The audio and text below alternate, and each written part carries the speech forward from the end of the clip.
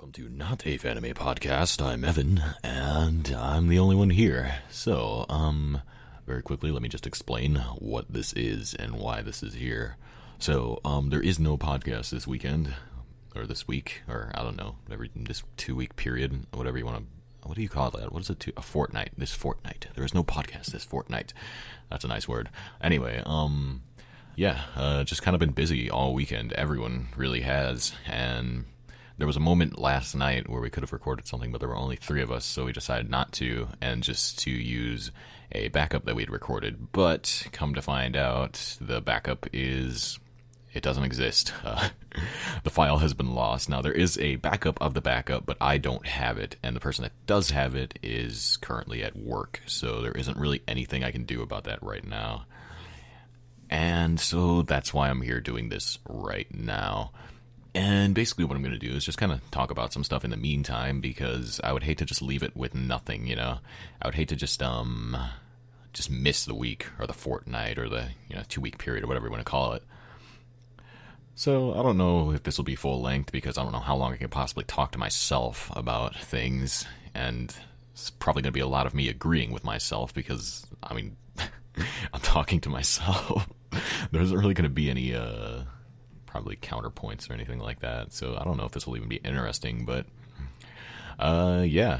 if you are really a fan of listening to one person talk to himself for an hour, then yeah, by all means, here we go, let's do this thing. So not really much going on for the last 2 weeks. It's been really not that busy, actually, in just the realm of Fanime.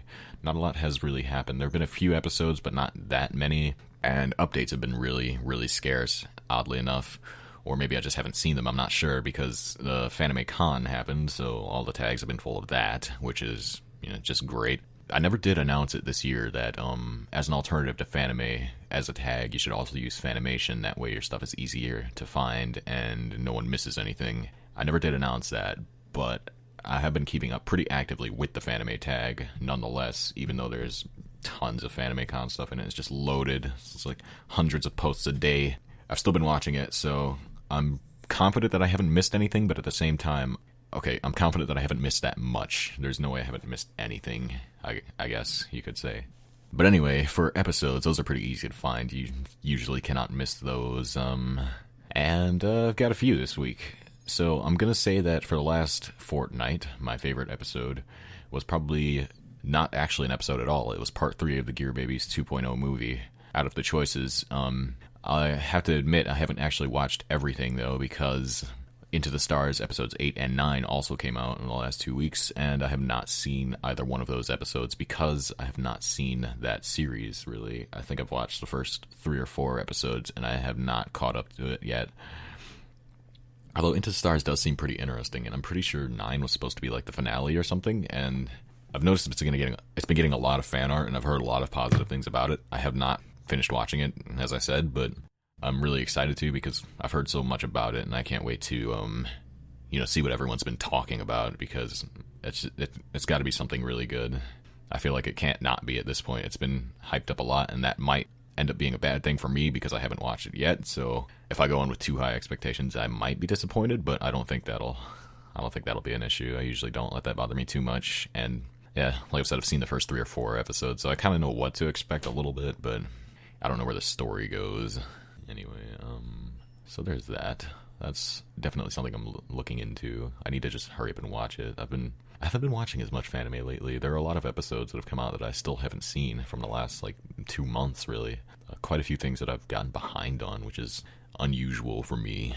But anyway, I said 2.0 Part 3 is my favorite episode from the last fortnight, and I say that because, I don't know, it just struck me as, it really stood out as an overall production, and it's still relatively early into the movie, so not a lot is going on just yet, but it really explored the characters and their interactions a lot more than previous parts. So it was about 13 minutes long, and it was pretty much all character interaction. And I know the previous parts were a lot of that too, but they also had a lot of story moments, but it didn't really worry about advancing the story too much, because it's just a moment for the characters to all kind of meet and get to know each other, and I think it was done really well. And The characterization is really good, and the character interaction was on par. It's fantastic.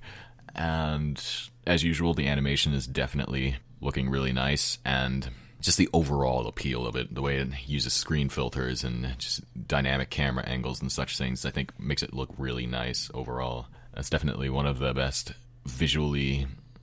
visually appealing things that I've seen recently, and I'm always excited to see more of it, even though I know most people probably can't get into it quite the same way because, like I always bring up every single time, it's based in the Gears of War universe, and a lot of people don't necessarily know that universe, but I think that even without understanding that too well, you can still watch it and find some enjoyment out of it because it's a different approach to the universe. It takes an approach to things that was never explored really in any of the video games or possibly the novels. I haven't read them, so I can't say much for that, but it goes in a different direction from where the normal lore does. It doesn't really focus on the fighting or anything, because obviously video games focus on action and just kind of very fast-paced storytelling and really dramatic moments and things like that. But this is more about just the characters growing up and getting to know each other. So it's a very interesting take on it, and I think that even if you don't know the universe, you can still appreciate those aspects of it. Also, there's pretty well-timed humor in it, I think, and it actually made me laugh, which is quite unusual for a Fanime, especially one that's not even like meant to be a comedy. I mean, I know it does have a lot of comedic elements, but it's pretty unusual that I laugh at anything. I have a very strange sense of humor, and I really laugh at stupid stuff, but this one actually it had some pretty good jokes in it, so absolutely recommended. Anyway, next I'll talk about Card Captors Another Story. Episode 1 was basically canceled, I guess, and posted anyway, just kind of polished up and posted. That was the thing. It was just kind of a parody / troll, I don't know what the term we're using for these things is anymore thing. And it was interesting. I have to say, I still found it amusing. I'm not usually that well entertained by, parody type stuff, but this one I did find it amusing, I must say. It was pretty good. I give it props. There isn't a whole lot to say about it because it's kind of like the basis for a story that never really takes off because, like I said, it was canceled. But given the title, I think you can kind of assume what direction it was going to go. But yeah, watch it. It's not very long, and it's amusing. You'll probably enjoy it. After that, there's Super Kawaii High School Episode 2. Episode 2 being the true Episode 1 of the series, which is kind of reminiscent of what I did with my show, whereas Episode 1 was just obviously a joke, and then Episode 2 kind of went back and acted as the first episode. But Super Kawaii High School was made by a person who hosts Let's Watches of other Fanimes, which I never really appreciate. I'm not a fan of those at all. I don't generally like them. I, in fact, very much dislike them in almost all cases, but it's created by a Let's Watcher, and it was kind of his take on a Fanime. And I have to be honest, I'm not entirely impressed with it because it's kind of like a parody troll thing again, but it doesn't really bring anything new to that genre. It's just kind of a lot of stereotypes and things that weren't really funny before being used again. And that's kind of a harsh thing to say, but it's a parody / troll show, so I don't really feel bad about criticizing it a little more heavily than I normally would. And it doesn't really bring anything new. So I'm kind of disappointed to see someone who watches Fanime as kind of like a pastime make their take on a Fanime and just make something that's just like other things of that genre and not really do anything creative with it. That kind of disappoints me, to be completely honest. There isn't really much else to say about it. Not anything really happens story-wise, and there's some character interaction, but it's not that meaningful and things like that. Anyway, next on the list is Tokyo Fetish Mew Episode 10. I know I'm doing the list thing, but bear with me here. I don't have a lot to work with. Anyway, next on the list of things to talk about, namely episodes. Episodes are the ones I'm really going list format on. Tokyo Fetish Mew Episode 10, the finale of the... I don't know if acclaimed is the word. Is it acclaimed? A lot of people talk about it. Tokyo Fetish Mew, the finale of the series. Again, parody / troll kind of thing. Not really too serious, but a little bit of serious, or it tries to be at times. I felt like this was not the best ending for that. I can kind of understand what it was going for, but at the same time, it's just like, it's a little too sudden, and I feel like nothing was actually resolved by it. It just kind of like, it's like, okay, here's episode 10. The show is going to be over, but you're not really going to get anything out of it. It's like, it was strange because it just, I don't know. I don't really know what to say about it. Like, they skipped the beginning of the story to get to the interesting part, but here it's kind of like you just get a segment of the middle with all 10 episodes, and then the story doesn't really end. So you don't get a beginning, you don't get an ending, you just kind of have a fragment of a larger story that never really gets fleshed out. So it's like 10 episodes of just random drama between these few characters, and I don't really understand. Like, it just feels like an awkward point to just cut it off and leave it. And as far as I know, there are no plans to make more of it, but I feel like there should be, because, like I said, the story doesn't have an ending.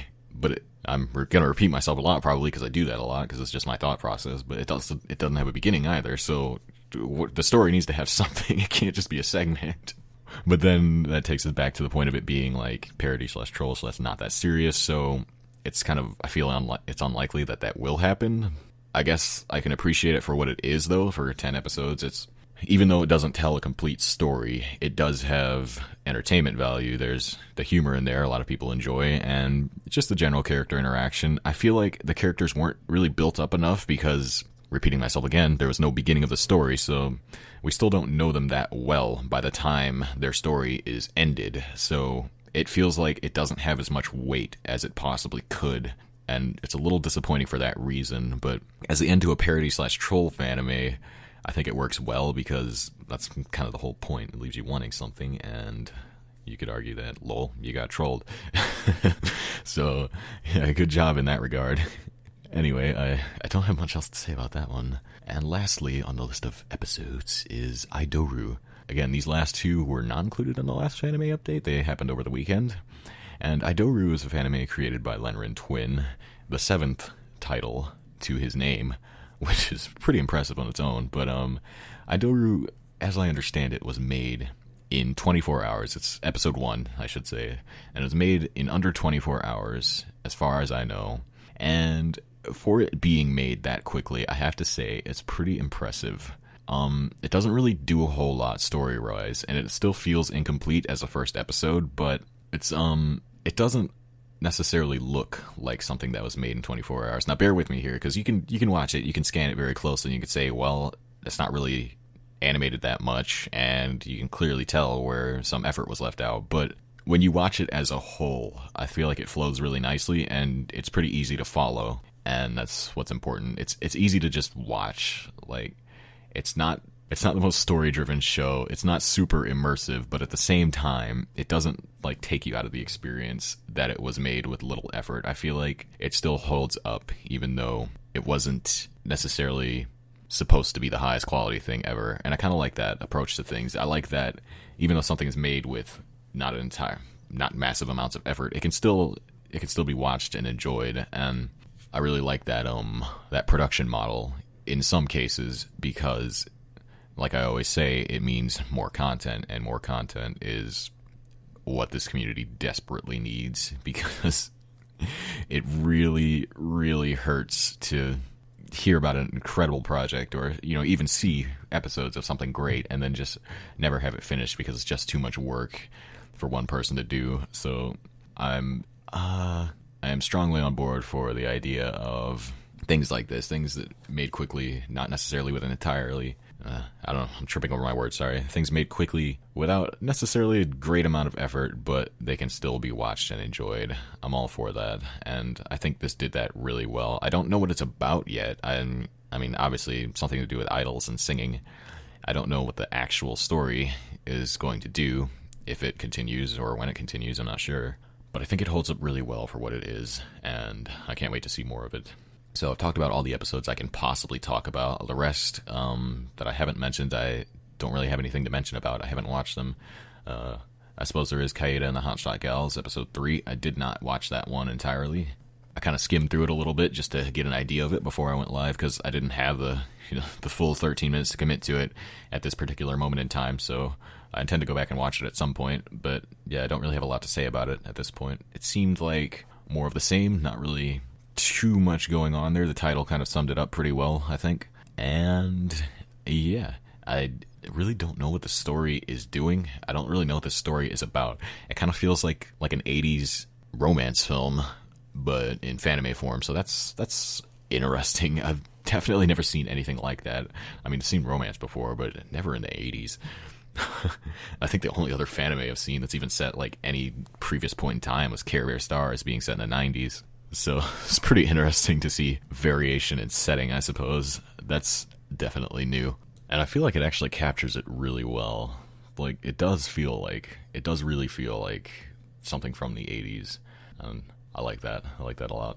Unfortunately, until I watch it, I won't have much more to say about it. Anyway, I did bring up Care Bear Stars briefly there, and that is somewhat relevant to another topic that I did want to address here, which was the Fanime podcast and the way that we critique things or may say things that might offend some people. I know a few weeks ago there was a comment made by myself, actually, about Care Bear Stars. Namely, just, I stated my opinion about it, and it was not a very popular opinion, and I know that a few people were actually upset by that. And I have to say, it's never my intention to upset anyone. It's never my intention to talk badly about things, but I do feel like I should have a right to kind of state an opinion, even if it's not a popular opinion, without getting backlash for it. At the same time, though, I can definitely understand where they're coming from, and I feel like oftentimes we walk a very thin line with the things we talk about, and it can be very close to something I would rather it not be.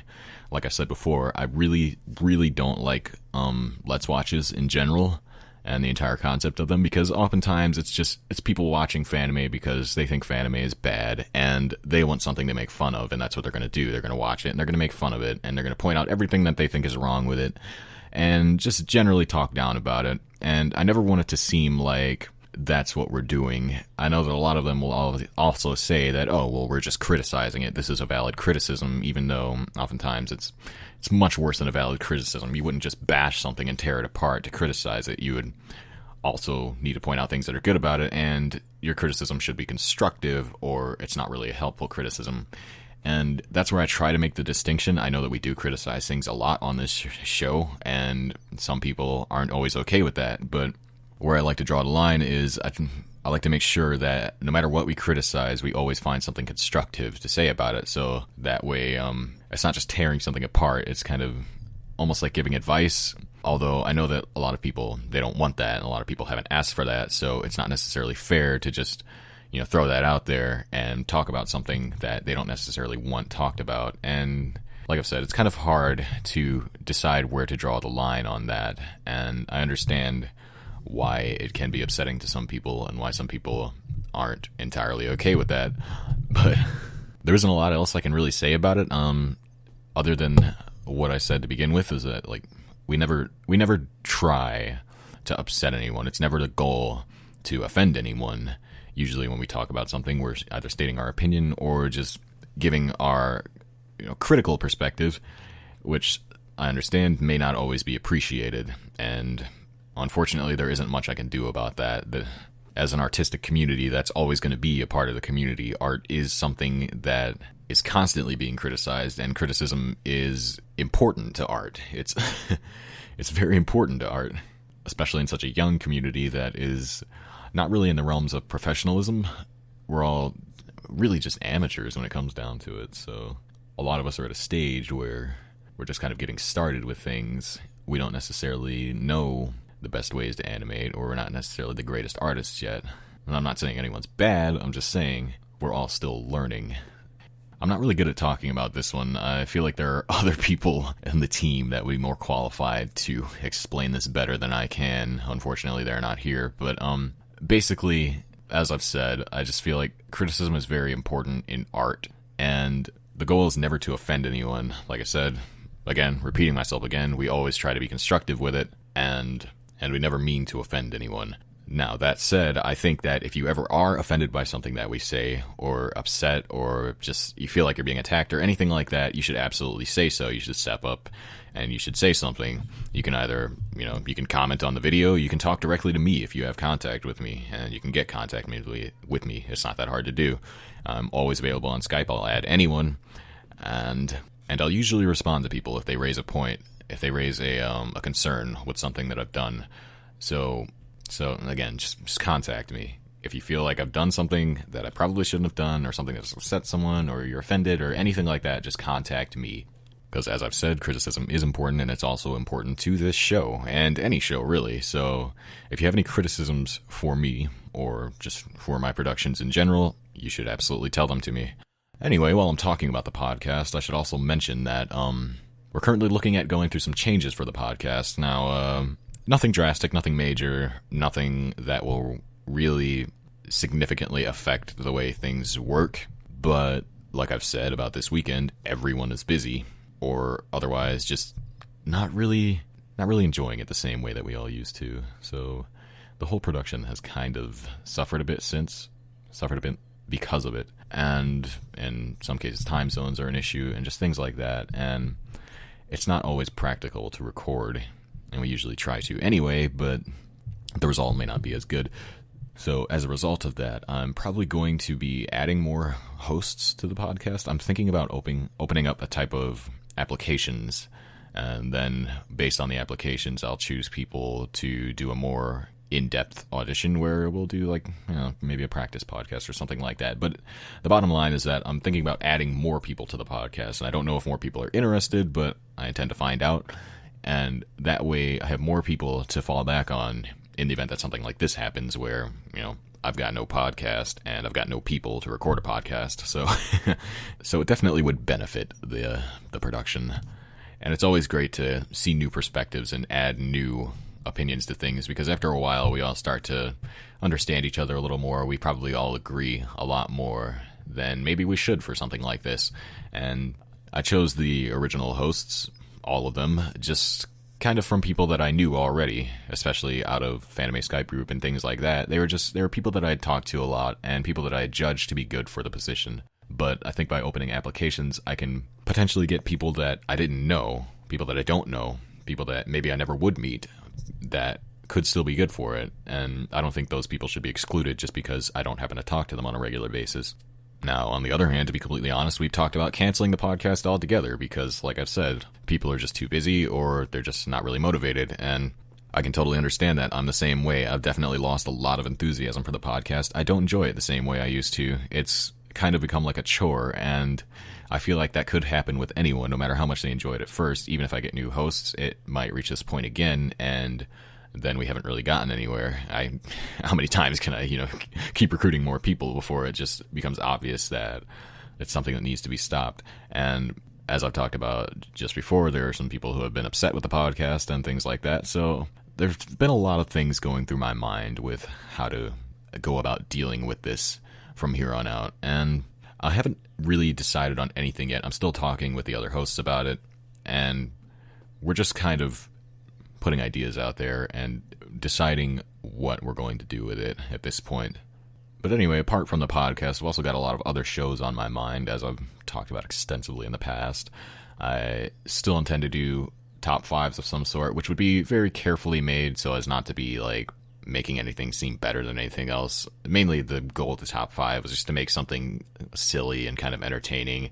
It wasn't going to be anything like definitive, like it's not going to be like top 5 best Fanime or anything like that, because that's never something you should sit down and choose. You should never really compare Fanime against other Fanime, because oftentimes it's just not fair to do.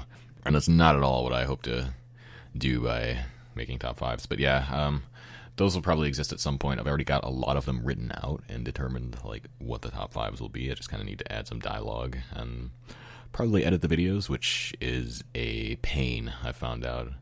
Fanime reviews / critiques are definitely things that I still have an interest in. I don't know if or when that will be happening, because I attempted to make one about a year ago. Yeah, wow, it's been a long time. And I wrote it out, I recorded it, and then came the editing process, and I got bored of it very quickly. It takes a lot of editing, and I've already got a lot going on right now with as many animation projects as I have, and keeping up with Fanime Update. I don't know if I want to take on that amount of work on top of what I'm already doing, because editing is one of my least favorite things to do, and with critiques, it's all about editing. Like, writing the script is easy, writing the critique, watching the show, that part is relatively easy, but then there's hours and hours of editing you need to do in order to get the video put together. So that one might not be happening for a long time, or even at all, I don't know. Which is kind of where we fill the void with the podcast by just giving our opinion or critiquing things. Anyway, other than that, the only other thing that I've really talked about having done or doing is Fanimator interviews. Now, those I still plan to do, and I'm actually working on them more or less right now. I'm kind of laying the groundwork for it. I've talked to a few people already who are willing to do interviews, and right now I'm just kind of working on setting up times with them and figuring out things I'm going to ask them and stuff like that, and how I'm going to put the videos together, because they are going to be videos. They're not just going to be audio interviews. They aren't going to be like really in-depth videos, but I'm thinking I'll use like, you know, character sprites, kind of like you would see in some kind of, I don't know, RPG game or some like a dating sim or something, to where like the sprites have little emotes and they have just really different moods. Like I wouldn't lip sync it or anything, but they would just have different moods or different expressions, just to give it a little bit more depth in case someone, I don't know, wants to watch a video rather than listen to an interview. So that's something I've been working on. I've already talked to some great candidates for interviews, and I can't wait to actually talk to them and record their interviews and post them up. So that'll be coming soon, hopefully. Otherwise, I don't really have a lot to say channel-wise. That's really all there is to it at the moment. This podcast, Fanime update, and interviews and all of that. But actually, speaking of Fanime update, last week's Fanime update, the week before last week, week 61, I believe, had a bit of a guest star. That was a pretty interesting experience. I mean, obviously, if you watched it, I hung out with Kisa that weekend, and we did Fanime update together, but it was strange to me because, well, Kisa is basically my best friend, and yeah, we just kind of hung out. There wasn't really any occasion or any kind of convention or anything. We just, she came over and we hung out for the weekend, and that was pretty cool. But it was strange to me because it didn't feel like OhioCon did, because OhioCon obviously was an occasion. It was kind of more like a party, whereas this was just we were just hanging out, and it was pretty cool. I guess what I'm trying to say is it was strange how normal it felt. It just... It wasn't like, oh, I'm meeting another Fanimator, oh, I'm going to OhioCon, oh, we're going to have a party or anything like that. It was just two friends hanging out, and that's not something I've ever experienced since my time on the internet. It was pretty cool. It's pretty cool indeed. I'd definitely like to do more things like that in the future. Fanime is starting to feel normal to me. It's interesting. Boober. Or at least hanging out with Fanime people. The act of actually, animating, not as normal as I would like it to be honest. I know I've been working on an episode for several months, or rather, not working on an episode for several months. Not working enough on it anyway, and that still hasn't come out yet. It's kind of funny, actually. Today is the 1st of June, and I talked with a lot of people earlier in the month of May about, I guess, kind of a race, and we were all going to get our episodes done in May, and come to find out, everyone that agreed to do it failed to complete their episode in time, and that was a little bit sad, I must say, but a lot of us kind of knew that it was a bit of a stretch, and just a lot of things happened. Like I said, I hung out with Kisa over the weekend, so that was time I couldn't use, and there's just been other things going on to a point where it definitely became impractical for me very quickly, and there were a lot of video games involved. Speaking of video games, actually, I've seen a lot of people in the tag recently talking about making Fanime video games, and it's such an interesting idea because I feel like it's not an idea I've really seen in the past of Fanime. No one really, or like I said, that I've seen, no one really talked about making video games out of things. And I know there's one person that's planning a huge, grandiose thing where it's going to be, basically a Kingdom Hearts-esque game, but for Fanime, and project name for that is Fanime Kingdoms right now. And it's going to be the kind of thing where you move a lot between different Fanime worlds and universes and meet a lot of different Fanime characters and such.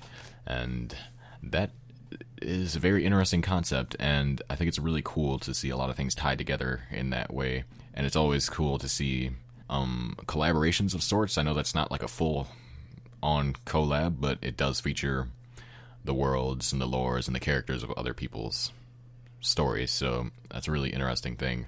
And other people have just talked about, making their Fanime story into a video game, just as its own thing, as a standalone thing, and that's pretty cool too. I think the only case I've ever seen of that is probably Elijah Simon's work. He created The Burning Fox and also Overload. Both have small video games of their own, and they're just kind of like side-scrolling little action games. I haven't actually played either one of them, but they look really good, and I think that's a pretty cool thing to have. It's kind of like they don't tell the story of the show, they tell a story that isn't told in the show, so you could play the video game and get kind of an extra little arc on the side of things happening. And it's like a lot of times they'll go between episodes or something like that, and I think that's really cool.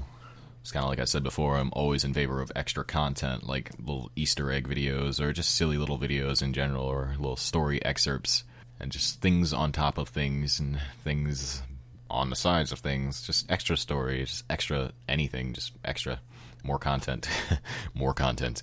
It's kind of strange, actually. I had a discussion with someone a few days ago about how a lot of like side videos and things have really gone away since the old times, back in the so-called golden age. People wouldn't just make episodes, they would also make, like, people made a lot of openings, they would make a lot of like memes and just like random little videos that would just be like funny little things, or they would cut audio from something and animate their characters to it, or just things like that. And you really don't see that anymore as much as you used to. It used to be really common. In fact, there were just tons of them. You could go to an old channel from 2007 and just see probably 100 little videos, only like 2 or 3 of which are episodes or openings or anything. The others are just random things. And it's kind of funny because it's things like that that made people like Tina Chan or Dreachu or Self94 or Chi24 and all those people.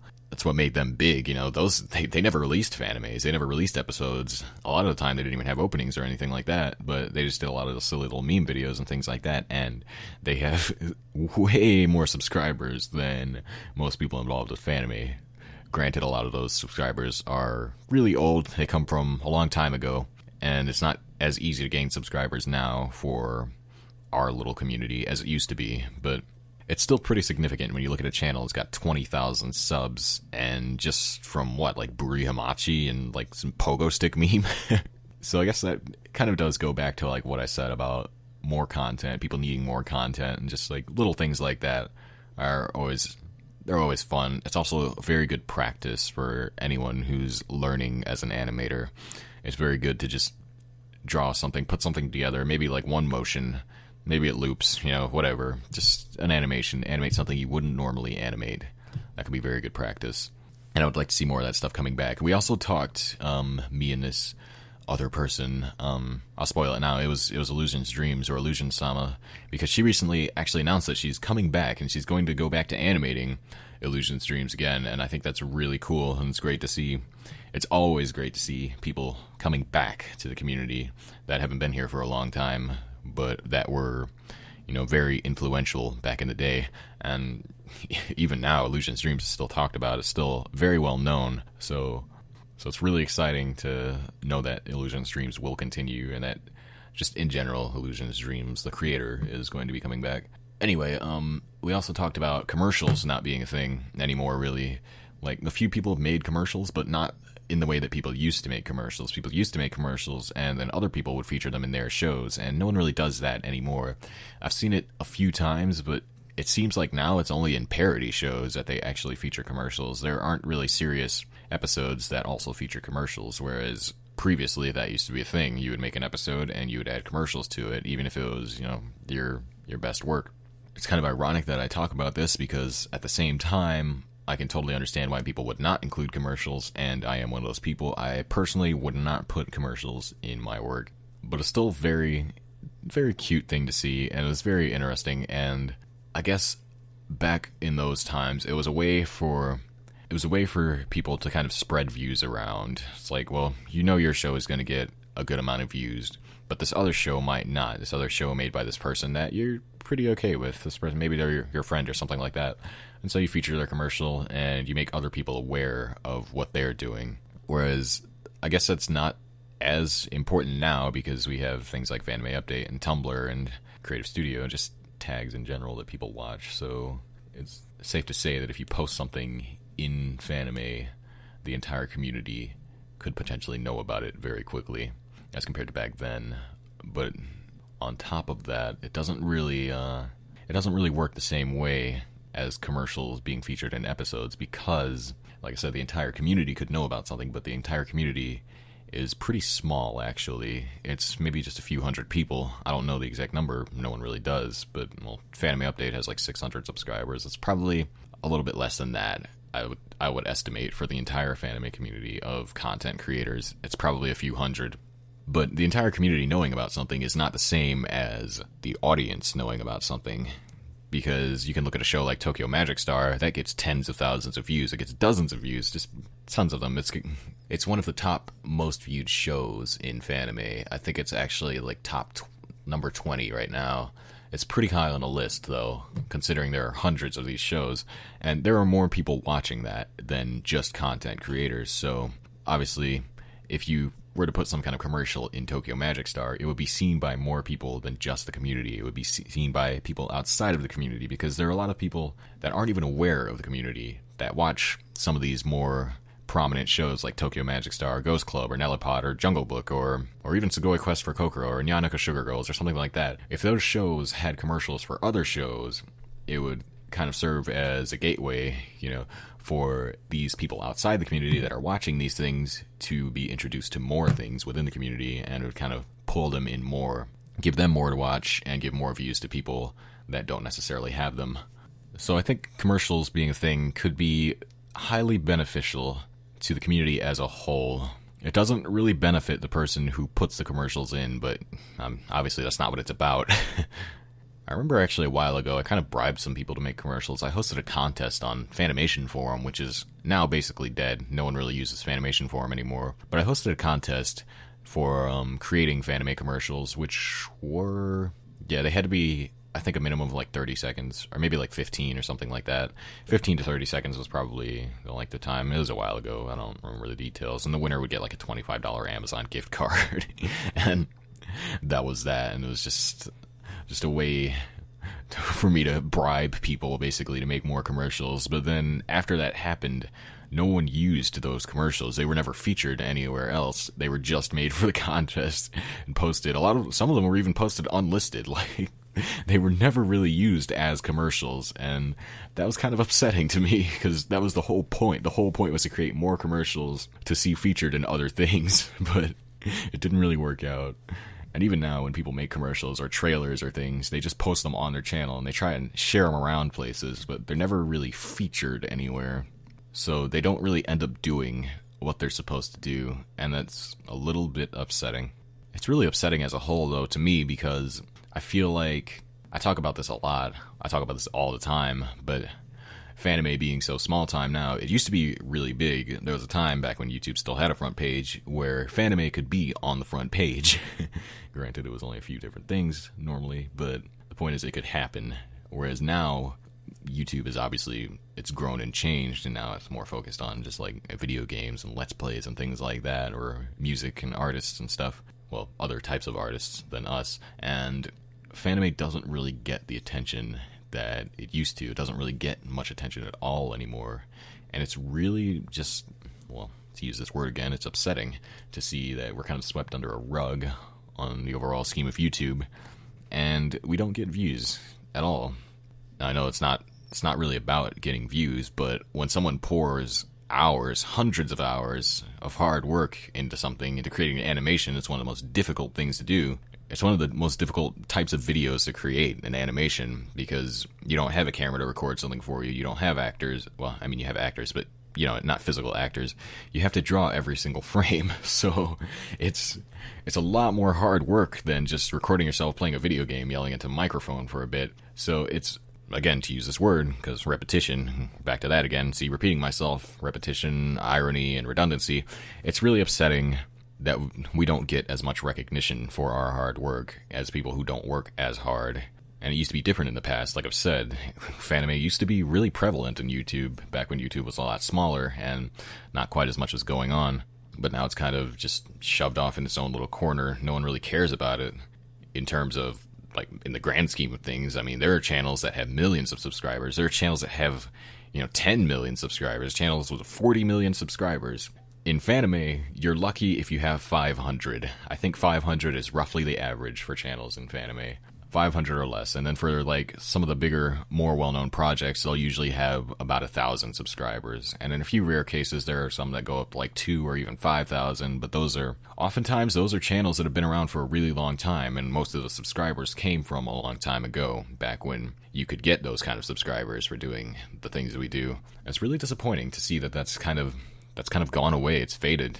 We don't have that anymore. Most of our presence, most of our population doesn't even come from YouTube anymore. It's a lot of people have been drawn into Fanime through Tumblr, which is mainly upsetting because YouTube is where Fanime came from.